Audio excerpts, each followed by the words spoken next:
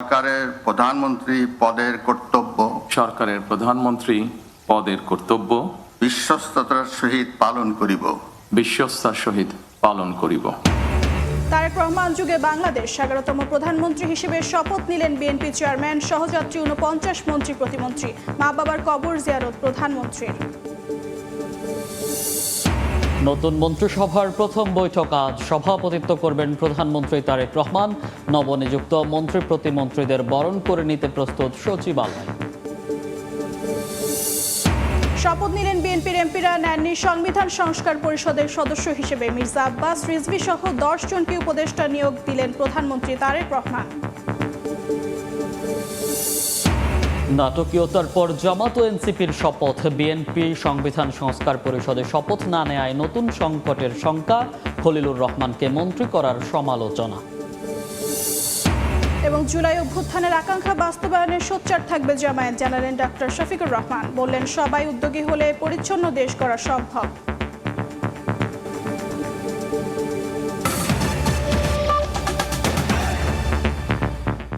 পঞ্চাশ ঘন্টার বিশেষ সম্প্রচারে সকালের সময়ের সঙ্গে আছি আমি অর্চিতা শাহজান এবং আমি মনির হোসাইন। তারেক রহমান যুগে প্রবেশ করল বাংলাদেশ। দেশের 11তম প্রধানমন্ত্রী হিসেবে শপথ নিলেন বিএনপি চেয়ারম্যান তারেক রহমান। দেশ পুনর্গঠনে তার সহযাত্রী 49 মন্ত্রী প্রতিমন্ত্রী। দেশের ইতিহাসে প্রথমবার সংসদ ভবন দক্ষিণ প্লাজায় রাষ্ট্রপতি মোহাম্মদ শাহাবুদ্দিন শপথ বাক্য পাঠ করান প্রধানমন্ত্রী ও মন্ত্রীদের। আজ বিকেলে প্রধানমন্ত্রী তারেক রহমানের সভাপতিত্বে সচিবালয়ে হবে নতুন মন্ত্রিসভার প্রথম বৈঠক। আহমেদ সালেহিনের রিপোর্টে বিস্তারিত। শপথ করিতেছি যে সরকারের প্রধানমন্ত্রী পদের কর্তব্য বিশ্বস্ততার সহিত পালন করিব। এক নতুন দিনের শপথ, নতুন আশা, রক্তগঙ্গার পথ মারিয়ে আসা বাংলাদেশের নতুন গন্তব্য ঠিক করার। আমি সংবিধানের রক্ষণ, সমর্থন ও নিরাপত্তা বিধান করিব। জাতীয় সংসদ ভবনের দক্ষিণ প্লাজা 17 ফেব্রুয়ারির পড়ন্ত বেলায় এক নতুন আলোর পথ চলা। অনুরাগ বা বিরাগের বশবর্তী না হইয়া সকলের প্রতি আইন অনুযায়ী 17 বছরের নির্বাচন, অতঃপর রাজস্বিক প্রত্যাবর্তন প্রধানমন্ত্রী হয়ে, যার আনুষ্ঠানিকতা শুরু বিকেল 4:15টার দিকে। সকলের প্রতি আইন অনুযায়ী যথাবিহিত আচরণ করিব। জাতীয় সঙ্গীত ও পবিত্র কোরআন তিলাওয়াতের মাধ্যমে মন্ত্রী পরিষদের শপথ গ্রহণ অনুষ্ঠান শুরু হয়। সরকারের প্রধানমন্ত্রী রূপে যে সকল বিষয় আমার বিবেচনার জন্য আনিত হইবে প্রধানমন্ত্রী হিসেবে শপথ নেয়ার পর বিএনপি চেয়ারম্যান তারেক রহমানকে গোপনীয়তার শপথ পাঠ করান রাষ্ট্রপতি। এরপরেই সেখানে শপথ বইয়ে সই করেন প্রধানমন্ত্রী তারেক রহমান।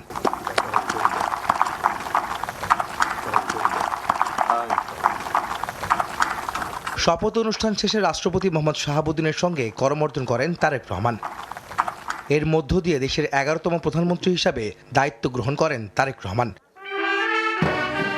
2001 থেকে 2006 সাল পর্যন্ত সরকারে ছিল বাংলাদেশ জাতীয়তাবাদী দল বিএনপি। 20 বছর পরে ত্রয়োদশ জাতীয় সংসদ নির্বাচনে জয় পেয়ে সরকার গঠন করেছে দলটি। নতুন সরকার প্রধান জনপ্রত্যাশার পারদতুঙ্গে। গণতন্ত্র, মানবাধিকার ও সুশাসনের অনন্য নজির স্থাপন করবেন প্রধানমন্ত্রী, সেই অপেক্ষায় পুরো দেশ। অর্ধশত মন্ত্রী ও প্রতিমন্ত্রীদের নিয়ে সরকার গঠন করলেন প্রধানমন্ত্রী তারেক রহমান। নিজেও প্রধানমন্ত্রী হিসেবে শপথ নিলেন এই সংসদ ভবনের দক্ষিণ প্লাজায়। বললেন, দুর্নীতিমুক্ত বাংলাদেশ গড়বেন, একই সঙ্গে জবাবদিহিমূলক তার সরকার হবে আগামীর সরকার। আহমেদ সালেহিন, সময় সংবাদ, জাতীয় সংসদ ভবন, ঢাকা। দীর্ঘ নির্বাসিত জীবন শেষে ক্ষমতার কেন্দ্রে জেল জুলুম আর রাজনৈতিক প্রতিহিংসার নানা চড়াই উতরাই মারিয়ে বাংলাদেশের নেতৃত্বে তিনি।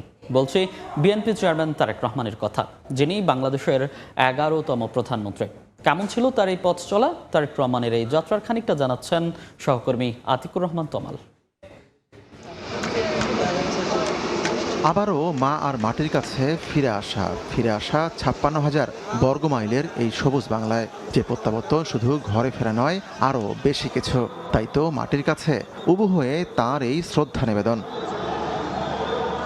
তার এই ফেরার মধ্য দিয়ে দল হিসেবে বিএনপি যেমন পেয়েছে নেতা, তেমনি মা পেয়েছিলেন তার বড় ছেলেকে। তারেক রহমান সেদিনই জানিয়ে দেন দেশ ও দল নিয়ে তার পরিকল্পনার কথা, যার মূল ভিত্তি সবার আগে Bangladesh. We have a plan. for the people and for the country. সেদিনের সেই জনস্রোত ৩৬ জুলাই এক্সপ্রেসওয়ে ছাপিয়ে ছড়িয়ে পড়ে পুরো রাজধানীতে। কেমন আবেগময় ফেরা কে দেখেছে কবে? মাত্র 5 দিন পরেই মাকে চিরতরে হারান ছেলে। বেগম খালেদা জিয়ার বিদায়ে শোকাতুর ছেলে, শোকাতুর পুরো বাংলাদেশ। সেই শোক যেন শক্তি হয়ে জ্বলে ওঠে মাকে সামনে রেখে। মায়ের আদর্শ আর অটল নেতৃত্বই যেন সাহায্য যোগায় সন্তানের জন্য। অর্থনৈতিকভাবে আমরা যাতে সচ্ছলভাবে গড়ে তুলতে চাই, সেই জন্য এইরকম একটি ফ্যামিলি কার্ড আপনাদের কাছে পৌঁছে দিতে চাই মা বোনদের কাছে। বাবাজা রণাঙ্গনের মুক্তিযোদ্ধা নেতৃত্ব আর মানুষকে আপন করার কৌশল তত্ত্ব সহজাত, সেটিরই নিদর্শন দেখা গেল বাংলাদেশের 64 জেলায়। দল আর পথকে ছাপিয়ে তারেক হয়ে ওঠেন সাধারণের একজন। আপনি ভোটার না? একটা নজর আপনাকে দেখার জন্য। আচ্ছা, এখন দেখেছেন? জি, আলহামদুলিল্লাহ। 1965 সালে জন্ম নেওয়া তারেক বাবা হারান মাত্র 15 বছর বয়সে। শহীদ রাষ্ট্রপতি জিয়াউর রহমানও সাবেক প্রধানমন্ত্রী বেগম খালেদা জিয়ার বড় ছেলে তারেক রহমান। মাত্র 22 বছর বয়সে 1988-তে বগুড়ার গাবতলী থানা বিএনপির সদস্য হন তিনি। 1991 নির্বাচনে বিএনপি রাজনীতিতে নেপথ্য থেকে সক্রিয় হয়ে ওঠেন তারেক রহমান। তারপর পদ্মা যমুনায় জল গড়িয়েছে অনেক। সদস্য থেকে সিনিয়র যুগ্ম মহাসচিব, সিনিয়র ভাইস চেয়ারম্যানের পর ভারপ্রাপ্ত চেয়ারম্যান এবং সবশেষ দলের চেয়ারম্যানের দায়িত্বে তিনি। তারও আগে অকথ্য নির্যাতন, রাজনৈতিক প্রতিহিংসার শিকার হয়ে শুধু লন্ডনে যেতে হলো তারেক রহমানকে। কিন্তু দেশে ফিরে প্রতিহিংসা নয়, কণ্ঠে তার ঐক্যের ডাক। প্রতিশোধ কখনো শান্তি এনে দিতে পারে না, প্রতিশোধ কখনোই ভালো কিছু এনে দিতে পারে না। গত 17টি বছর লন্ডনে বসেই দলের হাল ধরেছিলেন। 12 ফেব্রুয়ারি নির্বাচনে ভূমিধস বিজয়ের পর 2 দশক পর সরকারে গেল জিয়াউর রহমান, খালেদা জিয়া ও তারেক রহমানের বিএনপি। নিশ্চয়ই আগামীর বাংলাদেশ হবে সমতার, জুলাই আকাঙ্ক্ষার আর মানবাধিকারের। সেই স্বপ্নের বাংলাদেশের জন্য তারেকের হাতকেই ভরসা হিসেবে মনে করেছেন বাংলার মানুষ। এখন দেখার বিষয় দক্ষিণী বাংলার কতটা দুঃখ ঘোচাতে পারেন নতুন প্রধানমন্ত্রী। খাতিকুর রহমান তামাল, সময় সংবাদ, ঢাকা। বাবা শহীদ প্রেসিডেন্ট জিয়াউর রহমান এবং মা বেগম খালেদা জিয়ার কবর জিয়ারত করেছেন প্রধানমন্ত্রী এবং বিএনপি চেয়ারম্যান তারেক রহমান। গণপ্রজাতন্ত্রী বাংলাদেশের প্রধানমন্ত্রী হিসেবে শপথ গ্রহণের পর মঙ্গলবার রাতে স্ত্রী জুবাইদা রহমান এবং মেয়ে জায়মা রহমানকে সঙ্গে নিয়ে বাবা মায়ের কবর জিয়ারত করেছেন তারেক রহমান। মঙ্গলবার বিকেলে সংসদ ভবনের দক্ষিণ প্লাজায় আয়োজিত শপথ গ্রহণ অনুষ্ঠানে প্রধানমন্ত্রী হিসেবে শপথ নেন তিনি।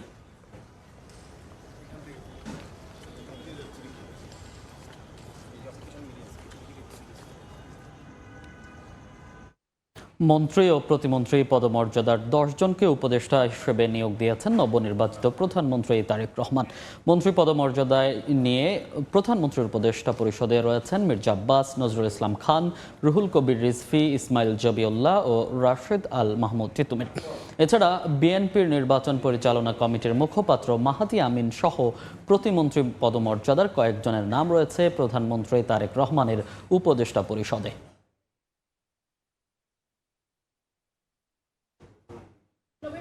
সমন্বয়ে দেশকে এগিয়ে নিয়ে যাওয়ার প্রত্যাশা জানিয়েছেন মন্ত্রী প্রতিমন্ত্রীরা।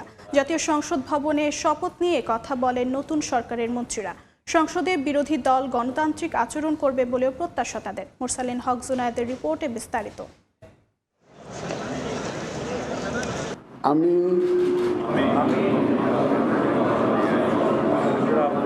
সংসদ সদস্য নির্বাচিত হইয়া প্রায় 20 বছর পর নির্বাচনে জয় পেয়ে সরকার গঠন করেছে বিএনপি। বিএনপি চেয়ারম্যান তারেক রহমানের নেতৃত্বে গঠিত হচ্ছে 50 জনের নতুন মন্ত্রিসভা। ত্রয়োদশ জাতীয় সংসদ নির্বাচনে নিরঙ্কুশ জয় পাওয়া বিএনপির নির্বাচিত প্রার্থীরা সংসদ সদস্য হিসেবে শপথ নিয়েছেন মঙ্গলবার সকালেই। সরকারের প্রধানমন্ত্রী পদে এদিন বিকেলে জাতীয় সংসদ ভবনের দক্ষিণ প্লাজায় শপথ নেন নতুন মন্ত্রিসভার সদস্যরা। প্রথমে প্রধানমন্ত্রী হিসেবে তারেক রহমানকে শপথ পড়ান রাষ্ট্রপতি মোহাম্মদ শাহাবুদ্দিন। এরপর মন্ত্রী ও প্রতিমন্ত্রীদের শপথ বাক্য পাঠ করান তিনি। মন্ত্রিসভায় 50 জনের মধ্যে রয়েছেন 25 জন পূর্ণমন্ত্রী ও 24 জন প্রতিমন্ত্রী। যে কোনো গণতান্ত্রিক দেশে বিরোধী দলের ভূমিকা তো আমরা জানি, আমরা আশা করি সেইভাবে বিরোধী দল ভূমিকা পালন করবে গণতন্ত্রকে রক্ষা করার জন্য। খেটে খাওয়া মানুষের ন্যায্য হিস্যা তৈরি করা, যাতে করে বৈষম্য লোপ পায়, প্রত্যেক পরিচয়ের মানুষ যাতে অধিকার মর্যাদা নিয়ে বাঁচতে পারে, একটা অন্তর্ভুক্তিমূলক বাংলাদেশ হয়। এই সব কিছু আমাদের চ্যালেঞ্জের মধ্যে। তরুণরাই তো সব কিছু করতে পারে, মনোবল সাহস নিয়ে তরুণরাই তো সব করতে পারে। নবীন এবং প্রবীণের নেতৃত্বে তো সব পরামর্শ নিয়েই আমাদেরকে দেশটা নতুনভাবে করতে হবে। তারেক রহমান সাহেব উনি যেভাবে নির্দেশ দিবেন, উনি আমাকে মন্ত্রী বানাইছেন আল্লাহর রহমতে। উনি যেভাবে নির্দেশ দিবেন আমি ওভাবেই কাজ করব। আশা করি বর্তমান মন্ত্রিসভা এবং এই জাতীয় সংসদ বাংলাদেশের জনগণের প্রত্যাশা পূরণ করতে সক্ষম হবে। এবারের মন্ত্রিসভায় নতুন মুখ আছেন বেশ কয়েকজন। প্রথমবার নির্বাচিত হয়েই মন্ত্রিসভায় জায়গা করে নেওয়া নেতাও আছেন অনেক। মন্ত্রিসভায় আছেন মির্জা ফখরুল ইসলাম আলমগীর, আমির খসরু মাহমুদ চৌধুরী, সালাউদ্দিন আহমদ, ইকবাল হাসান মাহমুদ টুকু, হাফিজউদ্দিন আহমদ বীর বিক্রম, আবু জাফর মোহাম্মদ জাহিদ, খলিলুর রহমান সহ আরও রয়েছেন আব্দুল আওয়াল মিন্টু, কাজী শাহ মোফাজ্জল হোসেন কায়কোবাদ, মিজানুর রহমান মিনু, নিতাই রায় চৌধুরী, খন্দকার আব্দুল মুক্তাদির, আরিফুল হক চৌধুরী, জহিরুদ্দিন স্বপন, মোহাম্মদ আমিনুর রশিদ, আফরোজা খানম, শহীদুদ্দিন চৌধুরী অ্যানি। আরও শপথ নিয়েছেন আসাদুল হাবিব দুলু, মোহাম্মদ আসাদুজ্জামান, জাকারিয়া তাহের, দীপেন দেওয়ান, আনম এহসানুল হক, মিলন সর্দার, শাখাওয়াত হোসেন বকুল, ফকির মাহবুব আমান, শেখ রবিউল আলম।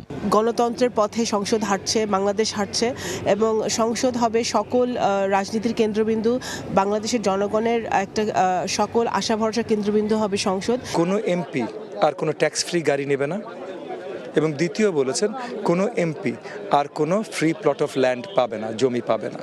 সো প্রত্যেকটা জিনিস জনগণ বান্ধব হবে। প্রতিমন্ত্রী হিসেবে শপথ নিয়েছেন এম রশিদুজ্জামান মিল্লাত, অনিন্দ ইসলাম অমিত, মোহাম্মদ শরীফুল আলম, শামা ওবায়দ ইসলাম, সুলতান সালাউদ্দিন টুকু, ব্যারিস্টার কায়সার কামাল, ফরহাদ হোসেন আজাদ, মোহাম্মদ আমিনুল হক। আরও শপথ নেন মীর মোহাম্মদ হেলাল উদ্দিন, হাবিবুর রশিদ, মোহাম্মদ রাজীব হাসান, মোহাম্মদ আব্দুল বারী, মীর শাহে আলম, জুনায়েদ আব্দুর রহিম সাকি, ইশরাক হোসেন, ফারজানা শারমিন, শেখ ফরিদুল ইসলাম। এছাড়াও প্রতিমন্ত্রীর মধ্যে রয়েছেন নুরুল হক নূর, ইয়াসের Khan Chowdhury, M Iqbal Hossain, M A Muhith, Ahmad Sohel মঞ্জুর, ববি হাজ্জাজ এবং আলী নেওয়াজ মাহমুদ খৈয়াম। গত 12 ফেব্রুয়ারি নির্বাচনে 68টি আসন জিতে সংসদে বিরোধী দলের আসনে বসছে জামায়াত। সবকিছু ঠিক থাকলে আগামী 26 ফেব্রুয়ারি বসতে যাচ্ছে ত্রয়োদশ সংসদের প্রথম অধিবেশন। মুরসালিন হক জুনায়েদ, সময় সংবাদ, ঢাকা। আজ সচিবালয়ে নতুন মন্ত্রিসভার প্রথম বৈঠক করবেন প্রধানমন্ত্রী তারেক রহমান। এছাড়া মন্ত্রিপরিষদ সচিব সহ সচিবদের সঙ্গে মতবিনিময় করবেন তিনি। নতুন প্রধানমন্ত্রী ও মন্ত্রীদের বরণ করে নিতে মন্ত্রিপরিষদ বিভাগ সহ সচিবালয়ের দফতরগুলো প্রস্তুত। পুরো সচিবালয় সাজানো হয়েছে নতুন সাজে। সরকার গঠনের পর আজ প্রথম কর্মদিবসে সচিবালয়ে অফিস করবেন প্রধানমন্ত্রী তারেক রহমান। এদিন বেলা 3টায় মন্ত্রিসভার প্রথম বৈঠকে সভাপতিত্ব করবেন তিনি। এছাড়া প্রথম কার্যদিবসে তিনি সচিবদের সঙ্গেও মত বিনিময় করবেন বলে জানা গেছে। মন্ত্রিপরিষদ বিভাগ সূত্রে জানা গেছে, সকালে জাতীয় স্মৃতিসৌধে পুষ্পস্তবক অর্পণের পর দুপুর 12:30টার দিকে সচিবালয়ে মন্ত্রিপরিষদ বিভাগে প্রধানমন্ত্রীর দফতরে অফিস করবেন তিনি। প্রথম কর্মদিবসে নবনিযুক্ত মন্ত্রী ও প্রতিমন্ত্রীরাও সচিবালয়ে অফিস করবেন আজ সকাল 11টায় সাফার জাতীয় স্মৃতিসৌধে মুক্তিযুদ্ধের বীর শহীদদের স্মৃতির প্রতি শ্রদ্ধা জানাবেন নবনির্বাচিত প্রধানমন্ত্রী তারেক রহমান। এই উপলক্ষে স্মৃতিসৌধ ও এর আশেপাশের এলাকায় ব্যাপক প্রস্তুতি নেওয়া হয়েছে। এই মুহূর্তে জাতীয় স্মৃতিসৌধ এলাকায় আছেন সহকর্মী মোজাফফর হোসেন জয়। সরাসরি যাচ্ছি তার কাছে। জয়, জাতীয় সংসদের দক্ষিণ প্লাজায় গতকাল শপথ নিয়েছেন নবনিযুক্ত মাননীয় প্রধানমন্ত্রী তারেক রহমান।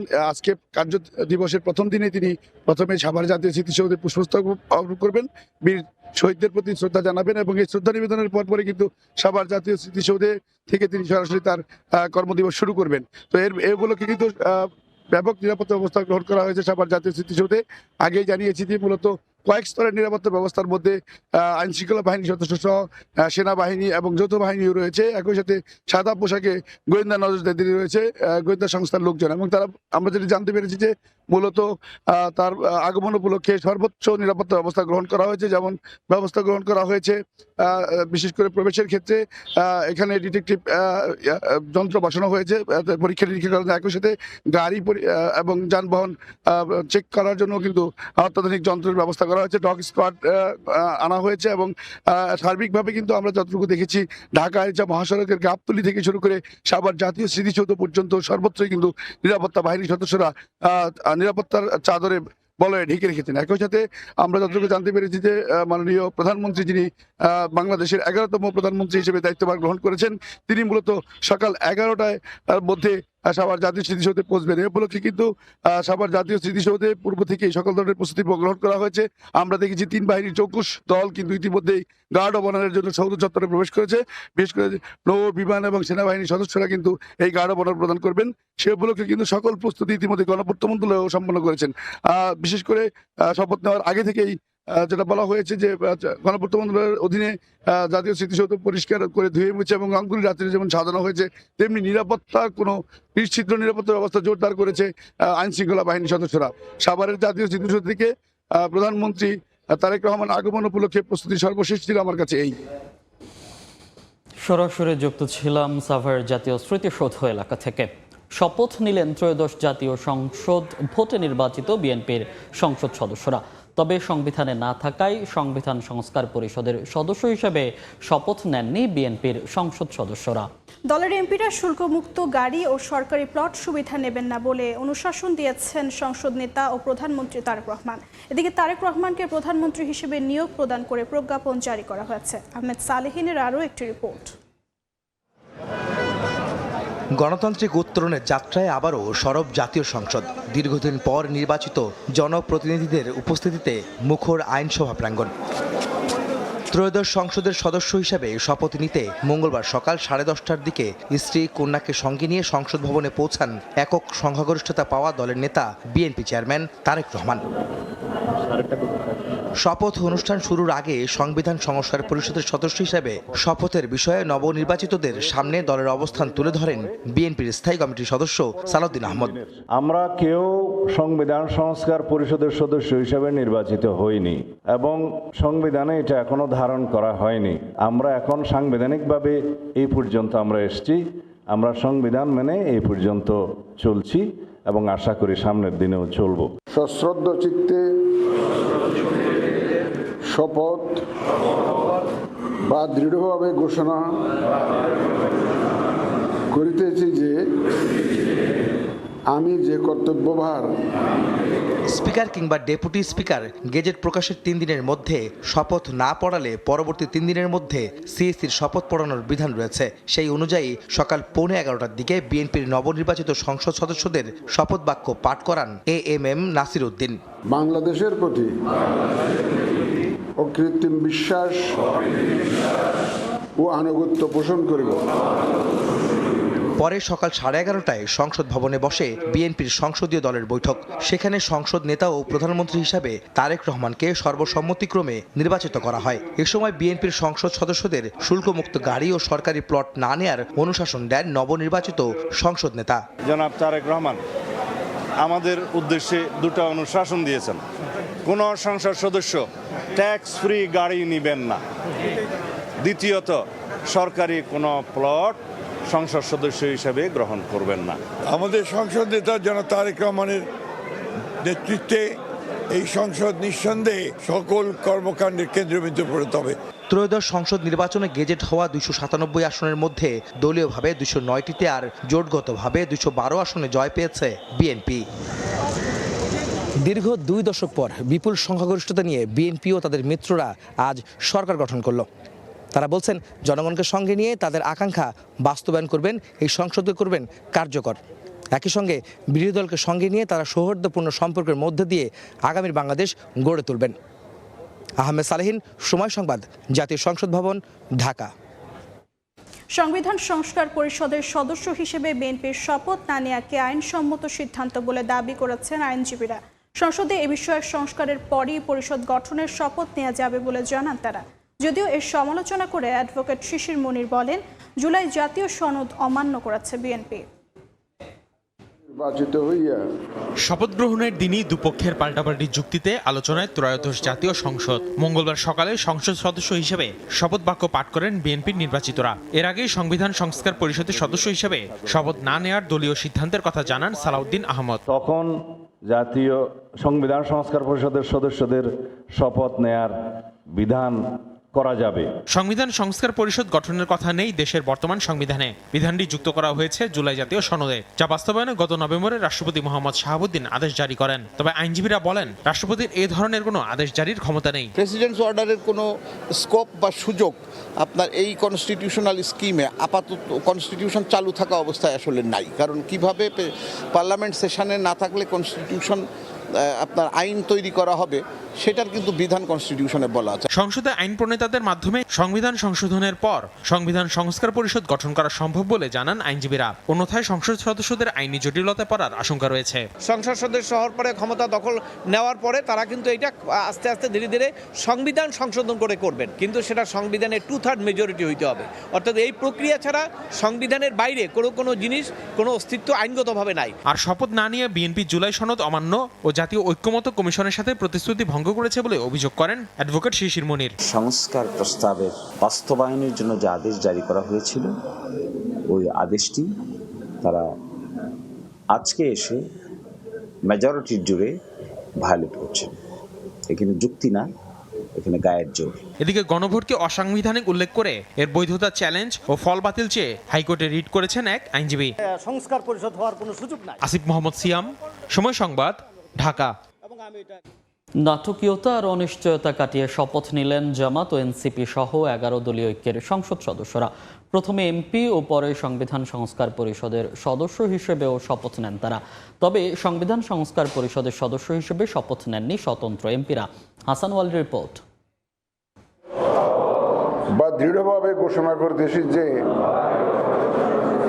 মঙ্গলবার দুপুরে শপথ নেন জামায়াত ইসলামী ও স্বতন্ত্র থেকে নির্বাচিত সংসদ সদস্যরা। তাদের শপথ পাঠ করান প্রধান নির্বাচন কমিশনার AMM নাসির উদ্দিন। সংবিধান সংস্কার পরিষদ পরে শুরু হয় সংবিধান সংস্কার পরিষদের সদস্য হিসেবে শপথের আনুষ্ঠানিকতা। এ সময় সেখান থেকে বেরিয়ে যান রুমিন ফারহানা সহ স্বতন্ত্র সংসদ সদস্যরা।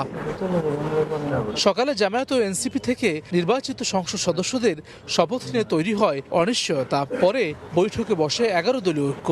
এতে শপথ নেওয়ার বিষয়ে সিদ্ধান্ত আসে।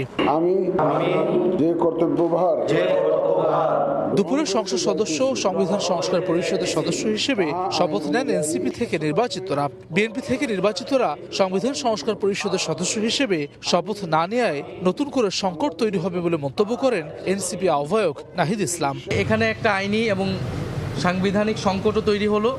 আমরা জানি না এটা কিভাবে এটা নিরসন হবে। আমরা আহ্বান করব যে তারা দ্রুত সময়ের মধ্যে শপথ পাঠ করে এই সংকটের নিরসন করবে এবং জনগণের প্রতি কাছে যে আমাদের সকলের প্রতিশ্রুতি ছিল সংস্কারের পক্ষে, সেই প্রতিশ্রুতির পক্ষে কাজ করবে। অন্তর্বর্তী সরকারের নিরাপত্তা উপদেষ্টা ডক্টর খলিলুর রহমান নতুন সরকারের অংশ হওয়া নিয়ে প্রশ্ন তোলেন জামায়াতের নায়েবে আমির আব্দুল্লাহ মোহাম্মদ তাহের। খলিলুর রহমান সাহেব যে আজকে ইন্টারিম গভর্নমেন্টের উপদেষ্টা হয়ে বর্তমান সরকারে যোগ দিয়েছে, এটা অনৈতিক এবং তাকে ইন্টারিম গভর্নমেন্টকে সরকারে নিয়ে যাওয়াটা একটা অনৈতিক কাজ। সংসদে বিরোধী দলীয় নেতা জামায়াতের আমির ডাক্তার শফিকুর রহমান, উপনেতা ডাক্তার আব্দুল্লাহ মোহাম্মদ তাহের, বিরোধী দলীয় চিফ হুইপ নাহিদ ইসলাম এবং বিরোধী দলীয় হুইপ হিসেবে দায়িত্ব পালন করবেন রফিকুল ইসলাম খান। হাসান ওয়ালি, সময় সংবাদ, ঢাকা। যে জুলাইয়ের কারণে 2026-এ জাতীয় নির্বাচন হয়েছে, সেই জুলাইয়ের চেতনা বাস্তবায়নে সকলকে সংসদে ভূমিকা রাখা প্রয়োজন বলে মন্তব্য করেছেন জামায়াতের আমির এবং প্রধান বিরোধী দলীয় নেতা ডক্টর শফিকুর রহমান।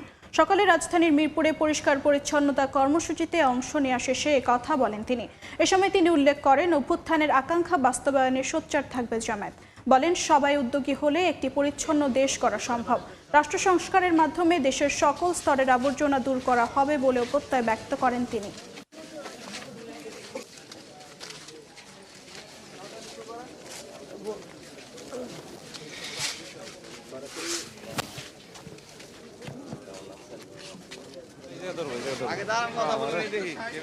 এই সংস্কার পরিষদের সদস্য হিসাবে শপথ না নেওয়া জুলাইকে অপমান করার শামিল আমরা মনে করি। এই জুলাইয়ের কারণেই তো এই নির্বাচন হলো। এই নির্বাচন হওয়ার কারণে তারেক রহমান সাহেব হয়েছেন প্রধানমন্ত্রী, আমি হয়েছি বিরোধী দলীয় নেতা। এই জুলাই না আসলে কি আমরা এটা হতে পারতাম? এই খেদমতের এই সেবার সুযোগ পেতাম?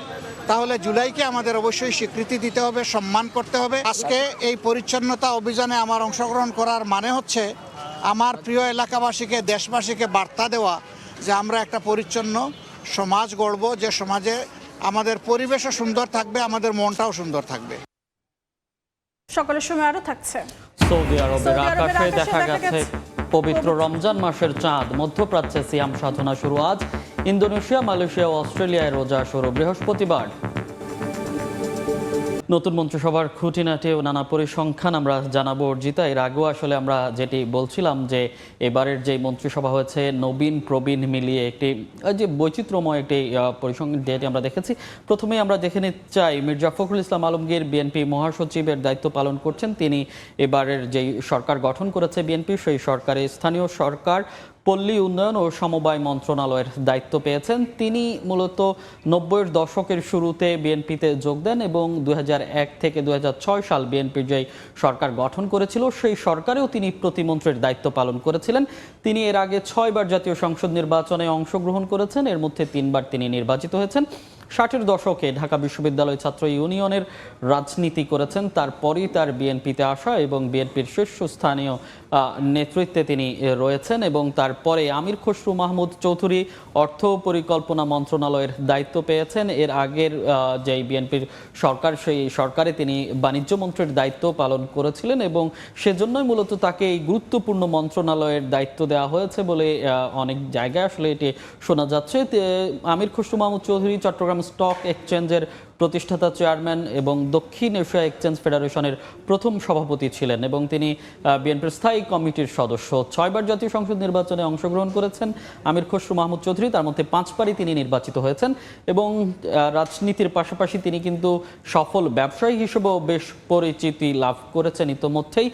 সালাউদ্দিন আহমদ স্বরাষ্ট্র মন্ত্রণালয়ের দায়িত্ব পেয়েছেন, বেশ গুরুত্বপূর্ণ একটি মন্ত্রণালয় এবং বিএনপিরও সামনের সারির নেতা তিনি, স্থায়ী কমিটির সদস্য এবং সেই সঙ্গে বেশ আলোচিত নেতাও বলা চলে। তিনি রাজনীতিতে আসার আগে বিসিএস প্রশাসন ক্যাডারে কর্মরত ছিলেন এবং 1991 সালে বেগম খালেদা জিয়ার এপিএস হিসেবে দায়িত্ব পালন করেছেন। তার এই এপিএস এর মাধ্যমে কিন্তু তার যে রাজনীতি, বিএনপির রাজনীতিতে আসা এবং বিএনপির যুগ্ম মহাসচিব এবং সাংগঠনিক সম্পাদকের দায়িত্ব কিন্তু পালন করেছেন সালাউদ্দিন আহমেদ এবং এর আগের সরকারে সাবেক যোগাযোগ প্রতিমন্ত্রী হিসেবে দায়িত্ব পালন করেছিলেন সালাউদ্দিন আহমেদ। এরপরে আরও একজন মন্ত্রীর তথ্য যদি দেখতে চাই, আসাদুল হাবিব দুলু, তিনি দুর্যোগ ব্যবস্থাপনা ও ত্রাণ মন্ত্রণালয়ের দায়িত্ব পেয়েছেন। আসাদুল হাবিব দুলু দিনাজপুর 3 আসন থেকে, লালমনিরহাট 3 আসন থেকে তিনি নির্বাচিত হয়েছেন এবং তিনি তিস্তা নদী রক্ষা যে আন্দোলন, সেই আন্দোলনে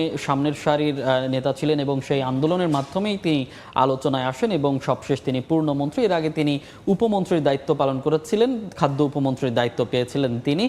তারপরেই আসলে যদি দেখতে চাই, তারপরেই আছেন মেজর হাফিজ উদ্দিন আহমেদ বীর বিক্রম, মুক্তিযুদ্ধ বিষয়ক মন্ত্রণালয়। তিনি বিএনপির সামনের সারির নেতৃত্ব দিয়েছেন এবং বিভিন্ন সময় যে আন্দোলন সংগ্রাম, বিশেষ করে গত 17 বছর যে আন্দোলন সংগ্রামগুলো হয়েছে সেখানেও তিনি সামনের সারিতেই ছিলেন, আমরা দেখেছি এবং তিনি বিএনপির ভাইস চেয়ারম্যানের দায়িত্ব পালন করছেন।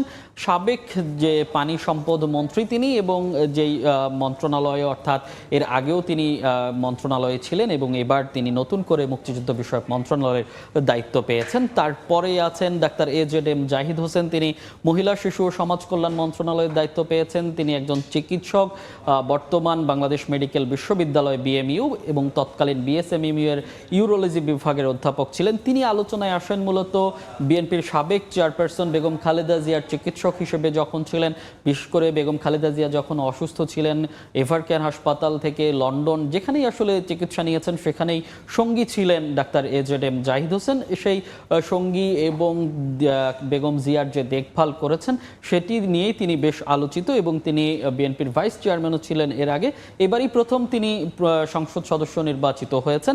এরপর আব্দুল আওয়াল মিন্টু ফেনী থেকে নির্বাচন করেছেন। তিনি পরিবেশ, বন ও জলবায়ু পরিবর্তন মন্ত্রণালয়ের দায়িত্ব পেয়েছেন, বিএনপির ভাইস চেয়ারম্যানের দায়িত্ব পালন করছেন এবং এর বাইরে তার পরিচয়, তিনি একজন ব্যবসায়ী এবং মাল্টিমোড গ্রুপের প্রতিষ্ঠাতা চেয়ারম্যান হিসেবেও তার বেশ পরিচিতি রয়েছে। 2026 জাতীয় সংসদ নির্বাচনে অংশগ্রহণ করে তিনি নির্বাচিত হয়েছেন। আমরা আসলে যেটি দেখেছি, মিজানুর রহমান মিনু ভূমি মন্ত্রণালয়ের দায়িত্ব পেয়েছেন। তিনিও বেশ আলোচনায় এসেছেন নতুন হিসেবে। এর আগে 4 বার সংসদীয় নির্বাচনে অংশগ্রহণ করে 2 বার নির্বাচিত হয়েছেন। রাজশাহী সিটি কর্পোরেশনের মেয়রের দায়িত্ব কিন্তু তিনি পালন করেছেন। এরপর আরেকজন মন্ত্রীর তথ্য যদি দেখতে চাই, তিনি অ্যাডভোকেট নিতাই রায় চৌধুরী সংস্কৃতি বিষয়ক মন্ত্রণালয়ের দায়িত্ব পেয়েছেন। তার বাইরে তিনি একজন আইনজীবী, জ্যেষ্ঠ আইনজীবীর দায়িত্ব পালন করছেন। বিএনপির ভাইস চেয়ারম্যান হিসেবেও দায়িত্ব পালন করছেন এবং বিএনপির ধর্ম বিষয়ক সম্পাদক ছিলেন। সাবেক যুব ও ক্রীড়া প্রতিমন্ত্রীর দায়িত্ব পালন করেছেন নিতাই রায় চৌধুরী। তো এখনকার মতো এই যে বিএনপি যে মন্ত্রী পরিষদ গঠন করেছে, মন্ত্রীদের এই ছিল এখনকার মতো। পরবর্তীতে আমরা অবশ্যই আরও জানাবো অন্যান্য মন্ত্রীদের যেই তথ্য। নবনিযুক্ত প্রধানমন্ত্রী তারেক রহমানকে শুভেচ্ছা জানিয়ে সপরিবারে ভারত সফরের আমন্ত্রণ জানিয়েছেন নরেন্দ্র মোদী। চিঠিতে মোদী দুই দেশের ঘনিষ্ঠ সহযোগিতা ও পারস্পরিক উন্নয়নের আশা প্রকাশ করেছেন। মঙ্গলবার প্রধানমন্ত্রী ও মন্ত্রিপরিষদের শপথ গ্রহণ অনুষ্ঠানে অংশ নিয়ে ভারতের লোকসভার স্পিকার ওম বিড়লা আমন্ত্রণপত্রটি তারেক রহমানের হাতে তুলে দেন। 16 ফেব্রুয়ারি সই করা চিঠিতে মোদী জানান, ভারতে তারেক রহমান, ডাক্তার জুবাইদা রহমান এবং জাইমা রহমানের জন্য উষ্ণ অভ্যর্থনা অপেক্ষা করছে।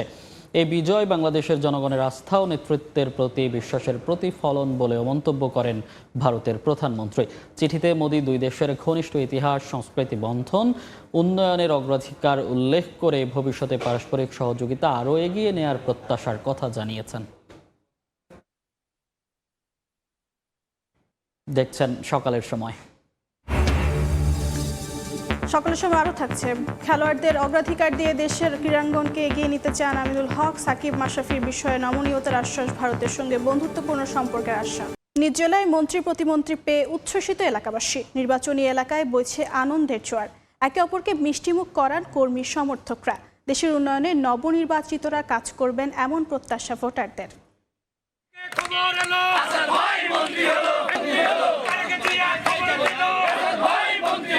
নবনির্বাচিত সংসদ সদস্য অ্যাডভোকেট আসাদুজ্জামান আইনমন্ত্রী হয়েছে, আমরা শুল্কবাসী গর্বিত।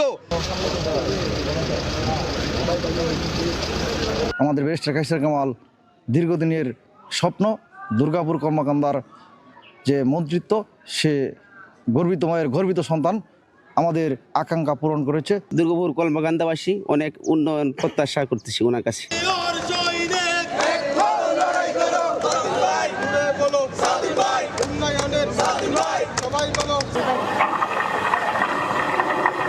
আপনারা যে যে দপ্তরের দায়িত্ব পালন করবেন, বাস্তবতার আলোকে আমাদের এখানে বৈষম্যহীনভাবে উন্নয়নের কার্যক্রমটা চালিয়ে যাবেন।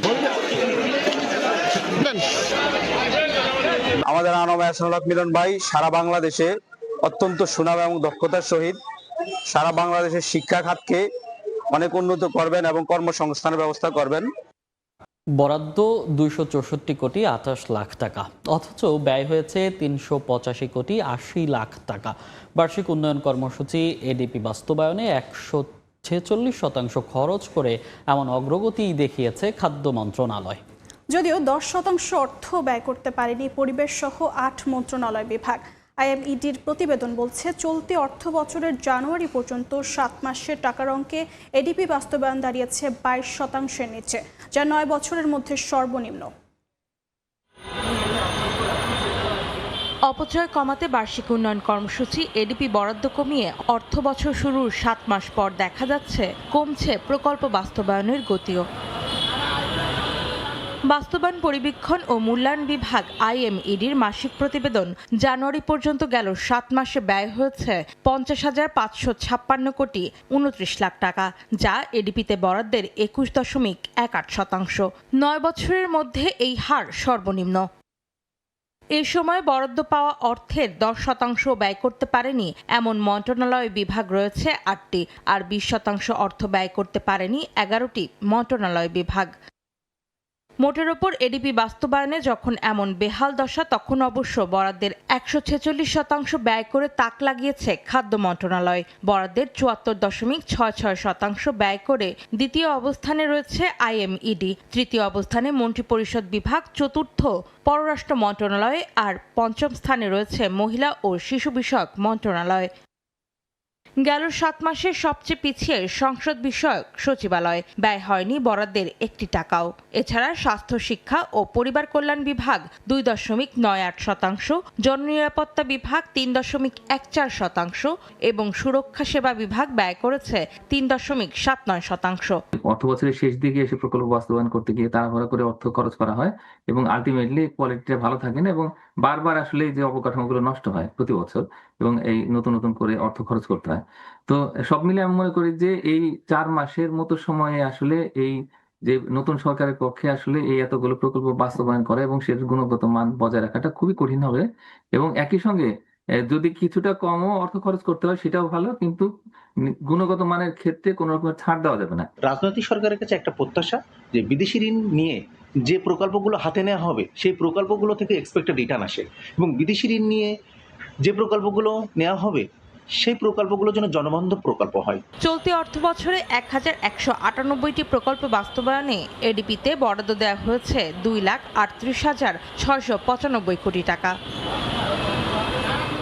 অন্তরা সেন, সময় সংবাদ, ঢাকা।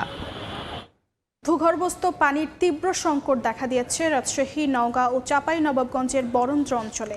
এর মধ্যেই এসব এলাকায় খাবার পানি ছাড়া অন্য কাজে ভূগর্ভস্থ পানি উত্তোলন না করার গ্যাজেট প্রকাশ করেছে সরকার।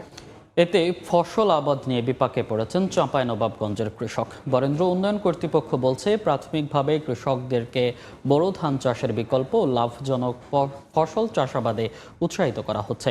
জাহাঙ্গীর আলমের পাঠানো তথ্য, ছবি নিয়ে রিপোর্ট। চলছে বোরো ধান আবাদের মৌসুম।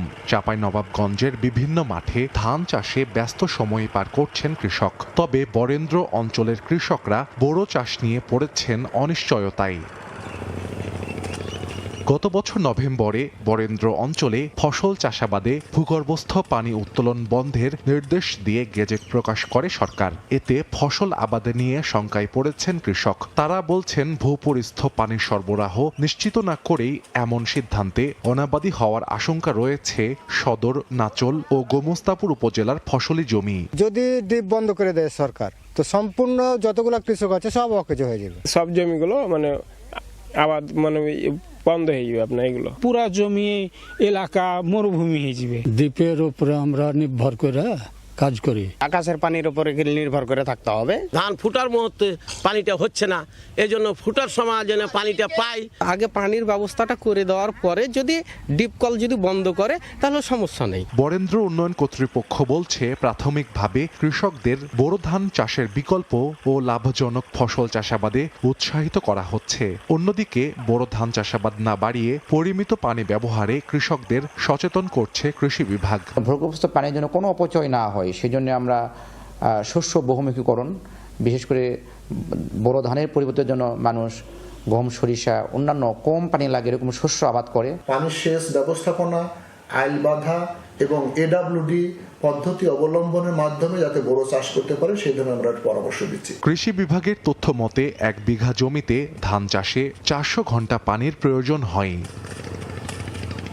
সময় সংবাদ, চাঁপাইনবাবগঞ্জ।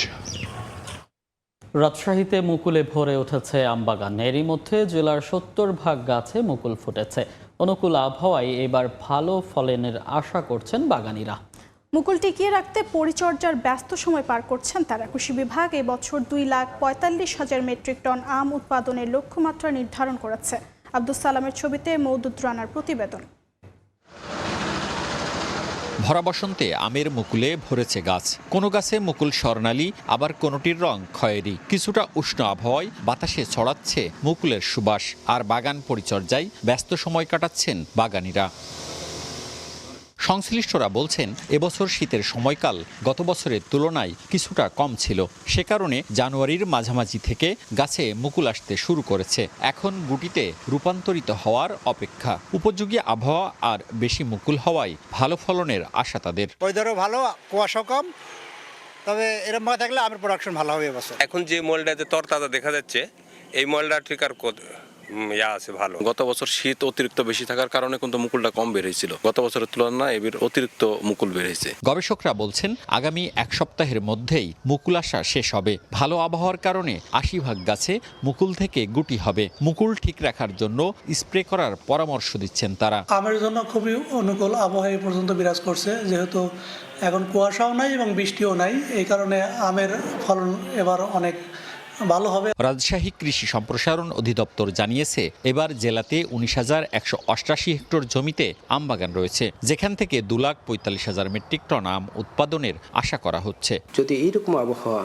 থাকে বিশেষ করে মুকুল পর্যায়ে, তাহলে ফল ধারণ ভালো হবে এবং ফল ধারণ ভালো হলে সেখান থেকে আশা করা যায় সেগুলো যদি ফলগুলো টিকে তাহলে লক্ষ্যমাত্রা অর্জিত হবে। নানা কারণে গাছ কেটে ফেলায় রাজশাহীতে গত বছরের তুলনায় এবার ৪১৫ হেক্টর জমিতে আম উৎপাদন কমেছে বলে জানিয়েছে কৃষি বিভাগ। মওদুদ রানা, সময় সংবাদ, রাজশাহী।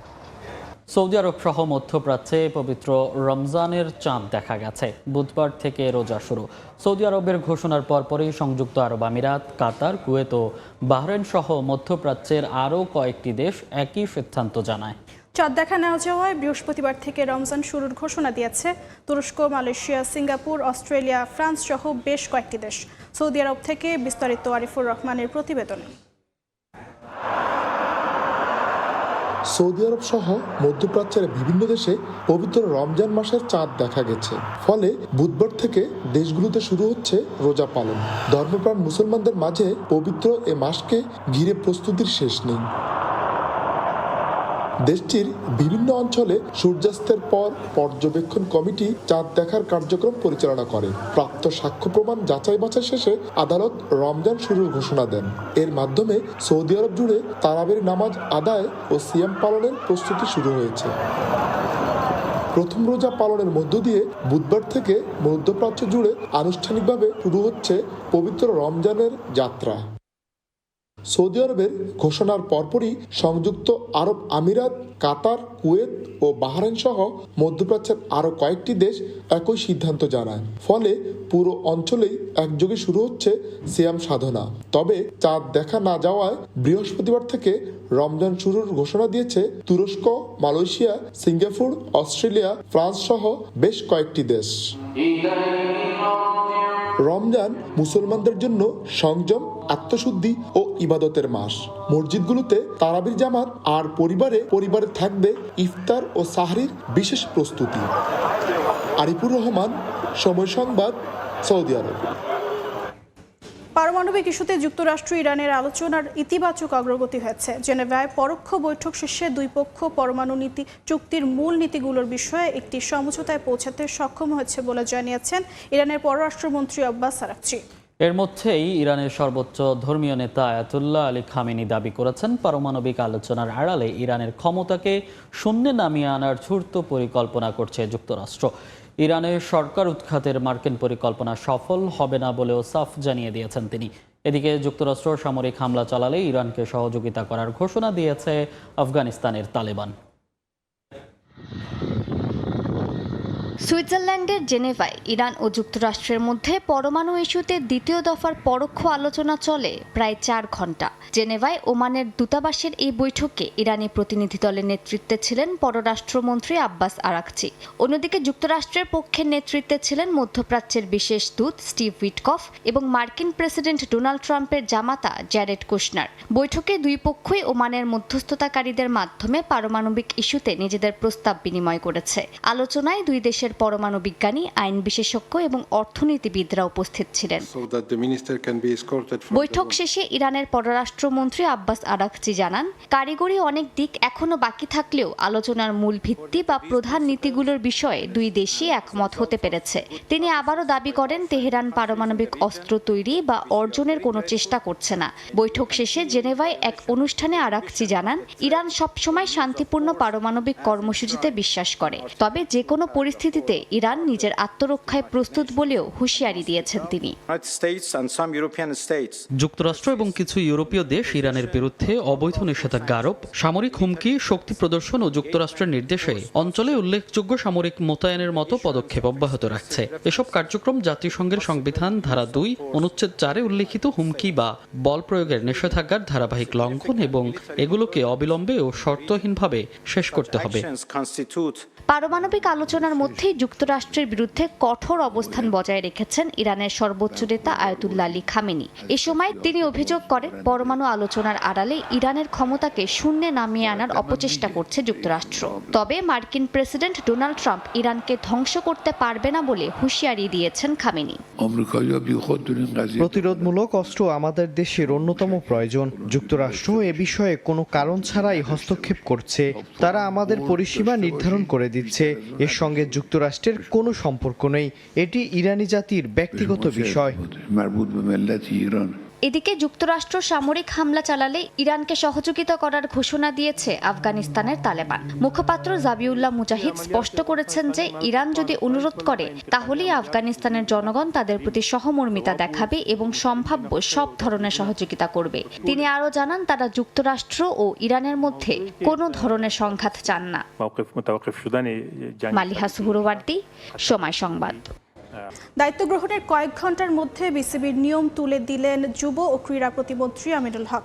ক্রিকেট বোর্ডে প্রবেশ এখন থেকে আর কোনো বাধা রইল না গণমাধ্যম কর্মীদের জন্য। ভারতের সঙ্গে বন্ধুত্বপূর্ণ সম্পর্কে এগিয়ে নিতে চান দেশের ক্রীড়াঙ্গনকে। সাকিব মাশরাফির বিরুদ্ধে হওয়া মামলাগুলো নমনীয়ভাবে সামলানোর প্রতিশ্রুতিও দিয়েছেন। এটা উঠে ফেলেন, কালকে থেকে ক্রীড়া সাংবাদিকরা অবাধে যাবে, সুন্দরভাবে কাজ করবে, কোনো রকম যাতে তাদেরকে কেউ বাধা না দেয়। বিসিবির বর্তমান কমিটির সঙ্গে আমিনুল হকের শীতল সম্পর্কের খবর নতুন নয়। যুব ক্রীড়া প্রতিমন্ত্রীর দায়িত্ব নিয়ে তাই শুরুতেই বদল আনলেন বিসিবির নিয়মে। আগামীকাল থেকে আপনারা স্টেডিয়ামে যাবেন, আপনারা আপনাদের নির্বিঘ্নে আপনারা আপনাদের কাজ করবেন এবং সেখানে কেউ বাধা প্রদান করবে না। রাজনৈতিক বৈরিতায় হাতছাড়া হয়েছে টি-20 বিশ্বকাপ। আমিনুল হক অবশ্য সরে আসতে চান এমন নীতি থেকে। বন্ধুত্বপূর্ণ সম্পর্ক গড়ার অঙ্গীকার, তবে আমদানি নির্ভর ক্রীড়াঙ্গন বদলানোরও ঘোষণা দিলেন প্রথম সংবাদ সম্মেলনে। ইন্ডিয়ার ডেপুটি হাই কমিশনারের সাথে আমার দেখা হয়েছিল। অ্যাবাউট দিস রিজন আমি তার সাথে কথা বলেছি, সেও খুব ফ্রেন্ডলি, আমিও তার সাথে খুব ফ্রেন্ডলিভাবে বলেছি যে আমরা দ্রুতই এই সমস্যাটি আলোচনার ভিত্তিতে নিরসন করতে চাই, কারণ আমরা চাই যে আমাদের পার্শ্ববর্তী সকল দেশের সাথে যাতে আমাদের একটি বন্ধুত্বপূর্ণ সম্পর্ক থাকে। সেটা খেলাধুলা থেকে শুরু করে সব সেক্টর নিয়ে আমরা একটি আন্তরিক পরিবেশ গড়ে তোলার মাধ্যমে আমরা একটি সৌহার্দ্যপূর্ণ সম্পর্ক গড়ে তুলতে চাই। জাতীয় দলের 2 নির্বাসিত ক্রিকেটার সাকিব মাশরাফির জন্যও এদিন এসেছে ভালো খবর। তাদের নামে দায়ের হওয়া মামলাগুলো নমনীয়ভাবে দেখা হবে বলে জানিয়েছেন দেশের ক্রীড়াঙ্গনের নতুন অভিভাবক। সাকিব আর মাশরাফির বিষয়টি রাষ্ট্রীয় একটি সিদ্ধান্ত। আমি মনে করি যেটা আমরা রাষ্ট্রীয়ভাবে আমরা অত্যন্ত নমনীয়ভাবে, যেহেতু তারা বাংলাদেশের লিজেন্ডারি ক্রিকেটার, তাদেরকে অবশ্যই আমরা সাধুবাদ জানাই। কিন্তু যে মামলাগুলো হয়েছে সেটা রাষ্ট্রীয়ভাবে সিদ্ধান্ত গ্রহণের মাধ্যমে আমরা চাই তারা যাতে আমাদের বাংলাদেশে যাতে দ্রুত ফিরে আসতে পারে। এদিন সংবাদ সম্মেলন করেই বিএনপি পন্থী ক্রিকেট সংগঠকদের সঙ্গে আলোচনায় বসেন আমিনুল। এমন প্রেক্ষাপটে বিসিবির বর্তমান কমিটির ভবিষ্যৎ নিয়ে অনিশ্চয়তা বাড়ল আরও বেশি। সাব্বির মিথুন, সময় সংবাদ, ঢাকা। এ পর্যায়ে শীর্ষ সংবাদগুলো জানিয়ে দিচ্ছি আরেকবার। সরকারের প্রধানমন্ত্রী পদের কর্তব্য বিশ্বস্ততার সহিত পালন করিব। তারেক রহমান যুগে বাংলাদেশ 11তম প্রধানমন্ত্রী হিসেবে শপথ নিলেন বিএনপি চেয়ারম্যান। সহযাত্রী 49 মন্ত্রী প্রতিমন্ত্রী, মা বাবার কবর জিয়ারত প্রধানমন্ত্রীর। শপথ নিলেন বিএনপির এমপিরা। নেননি সংবিধান সংস্কার পরিষদের সদস্য হিসেবে মির্জা আব্বাস রিজভী সহ 10 জনকে উপদেষ্টা নিয়োগ দিলেন প্রধানমন্ত্রী তারেক রহমান। এবং নাটকীয়তার পর জামায়াত ও এনসিপির শপথ। বিএনপি সংবিধান সংস্কার পরিষদের শপথ না নেওয়ার নতুন সংকটের শঙ্কা। খলিলুর রহমানকে মন্ত্রী করার সমালোচনা।